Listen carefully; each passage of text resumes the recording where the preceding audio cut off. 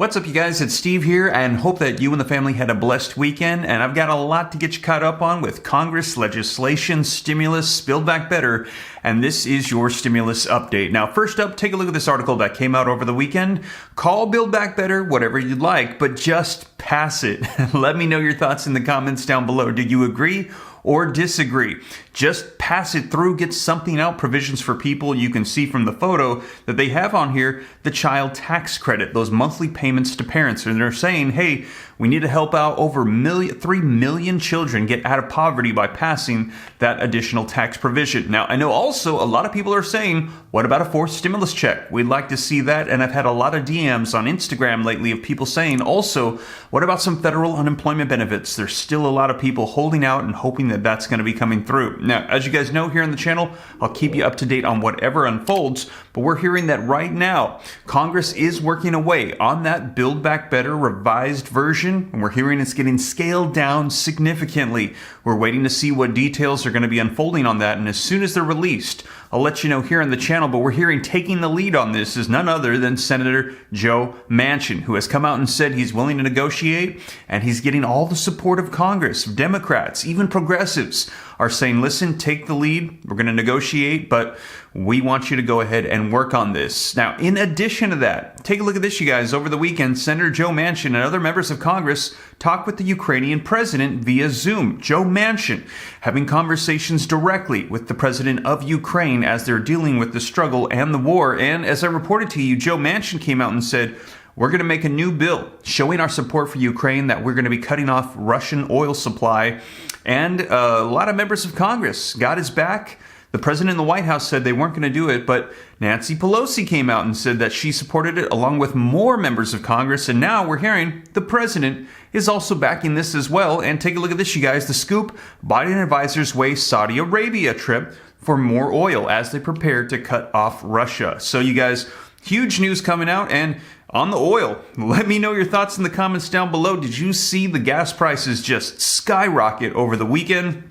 My family and I went to church Sunday, needed to get some gas, but we decided to get it after. Before church, it was $3.49 at the gas station across the street in Houston, Texas. We got out of church and it was $3.69. It went up 20 cents in between service. So gas prices are going up incredibly fast. So let me get you the latest on this stuff, you guys. This happening over the weekend. Let's go ahead and dive right in. But before we do, if you could do me a quick favor, just takes a second. If you appreciate the updates, keeping you up to speed, if you could just smash that like button for me, that simple gesture helps out the channel a ton. I appreciate it. Thank you so much. Also, leave your comments. Share this out if you think it's going to help out other people. If this is your first time here, you want to stay up to date, totally free to come join the Ram fam. I'll keep you up to speed on everything going on. All you got to do is hit that subscribe button, turn on that notification bell, and if you got any specific questions for me, I'm easy to get a hold of directly. Like I said, hop onto Instagram, shoot me a DM at SteveRam3. But with that being said, you guys, let's go ahead and dive right in, get you caught up on the latest on a new push to get this Build Back Better stimulus bill passed and what's happening with Russia and Ukraine.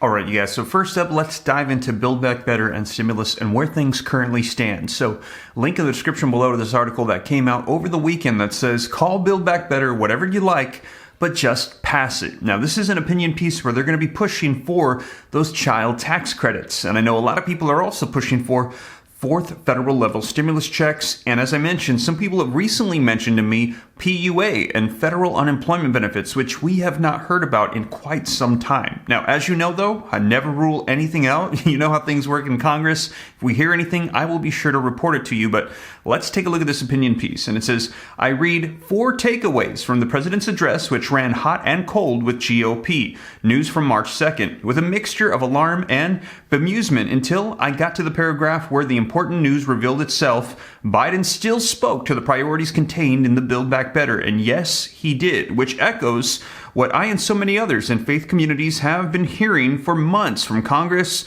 from climate provisions to extending, ideally permanently, the child tax credit. So in this particular opinion piece, they'd like to see the child tax credit extended indefinitely. There is enormous energy and desire among members of Congress to pass some version of the Build Back Better bill.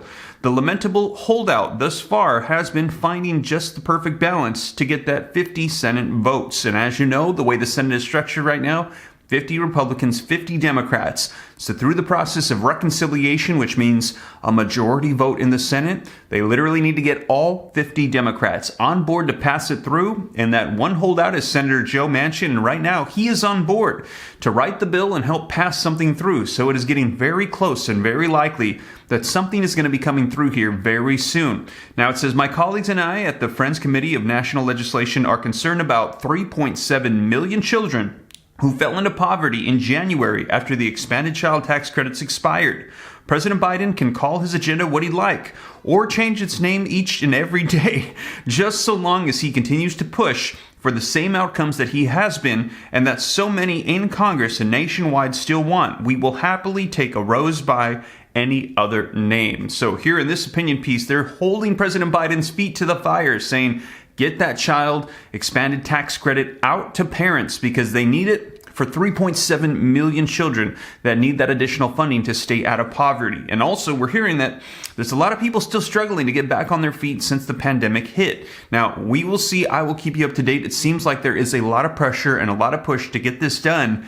And leading the charge is Senator Joe Manchin right now. Now, in addition to that, I'm going to be giving you the details of what we heard in a previous video that outlines some of the changes, the modifications to this bill that we are seeing. Here it is, you guys. Manchin says he's ready to negotiate again, but Democrats must hold him to it. This article, jumping down, it says Manchin's latest stance, which he outlined in an interview with Politico, works like this. First, so 3 requirements. First, he wants everything in the package to be paid for over the long term. So he's saying we are not going to be adding to debt or inflation with these stimulus packages. Everything needs to be fully paid for. Second, he says that Democrats should get revenue from 2 sources: tax reform, reversing some of the GOP tax cuts for the wealthy and corporations, as BBB would have done, and allowing the government to negotiate prices for some prescription drugs and capping some price hikes at inflation, which could save the government hundreds of billions of dollars. So first 2 requirements. And third, he wants to take those savings and split them up equally between deficit reduction and spending on climate change. Now, this is not what the progressives would like to see. However, we're hearing that they are on board with this, especially with the deficit reduction. They're saying, listen, we've got like $30 trillion worth of debt. And if we just take this small portion, it's going to bring it down just a little bit. It's an insignificant amount, but they're saying, listen, if that's what you want to do and that will get your 50th Senate vote, we're willing to do it. Now, that would still leave a lot of Build Back Better behind, though. As we mentioned, child tax credits. People are saying they want to see that. But a Democratic aide said that this would be a potentially fruitful opening to start up negotiations. Via this route, you probably could raise revenue to spend hundreds of billions of dollars on tax incentives, child tax credits, and other measures to encourage and manufacture the consumption of alternative energy sources, as the Build Back Better would have included. So you guys are saying that they're open to this. They're just happy Joe Manchin is on board, and they're going to start negotiations and see what they can do. Now, in addition to stimulus and Build Back Better, Senator Joe Manchin is also taking the lead on the Russia and Ukraine conflict, as we heard that him and Lisa Murkowski, those 2 senators, they presented a new bill suggesting that we cut off all Russian oil supply to the United States to show our support for Ukraine. And he actually had a Zoom call with the president of Ukraine just last week. Take a look at this, you guys.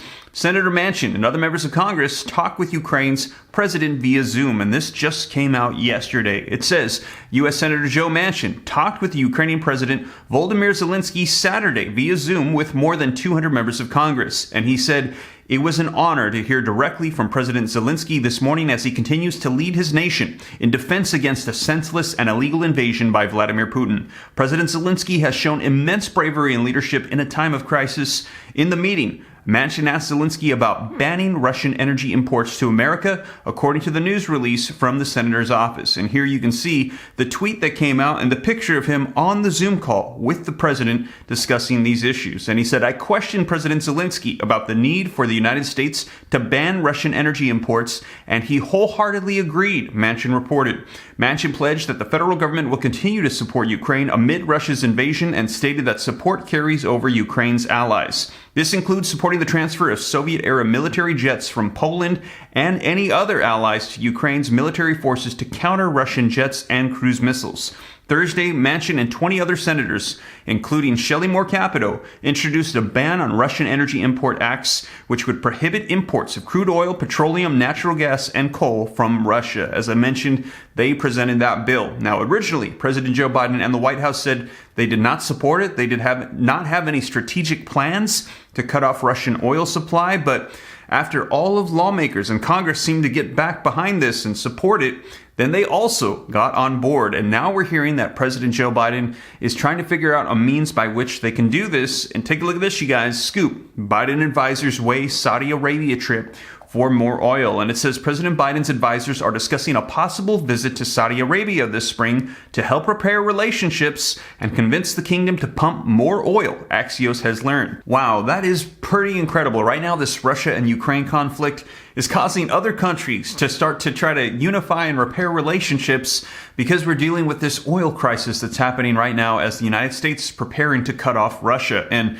let me know how much gas is where you're at, but I know that over the weekend it just seemed to skyrocket. Like I said, it went up during service at church. So let me know how much gas is where you're at. And we're hearing, I think, that the national average now is around like $4 a gallon. And they're saying it's probably going to keep going up. And I heard that parts of California, they're hitting $5. They're expecting $6, as much as $7. We will see how high it goes and what they're going to be doing to try to combat this. And we're hearing that whatever it is that they try to do, that it's going to take some time to get this going. So they're saying expect gas prices to be up there for quite some time. So you guys, that is the latest with Russia and Ukraine, Build Back Better, stimulus, Joe Manchin, and I will keep you up to date as more information unfolds. Seems like there has been a lot happening recently.